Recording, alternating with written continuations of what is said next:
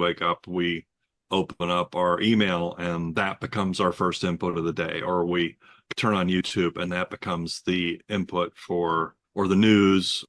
If you choose to open the most sensational type of news video versus the something that's more low key, all these things are decisions that we make, and in a way, actually, I think quite often the unconscious can be prompting us to do things which provide particular kinds of inputs to it.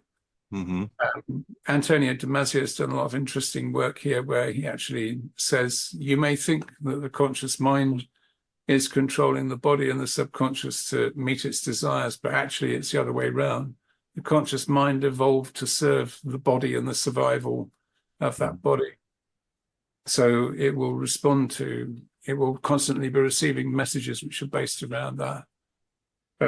And other evidence exists showing that you can track the impulse to start doing something by looking at the active brain center, and you can show that the impulse to start doing something can occur several seconds before somebody has the experience of deciding to do it. So there's a lot of... So is there no such thing as free will then, Mike? Yeah, there was a lot of discussion about that when that experimental evidence first came out. I think it was Libet who produced the original research, I think. But like a lot of these things, it's great front page news. We have no, and I think someone even wrote a book or several books around it saying, we have no free will, there's no such thing.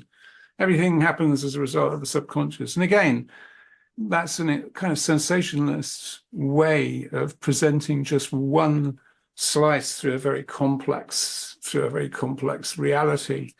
And I think the truth is that there's a dance between the two. There's reciprocity between the two, because obviously there's a lot of evidence that the conscious mind can veto decisions made by the amygdala with training and repetition. So it's possible for firemen and first responders to actually walk into the flames rather than running away from them.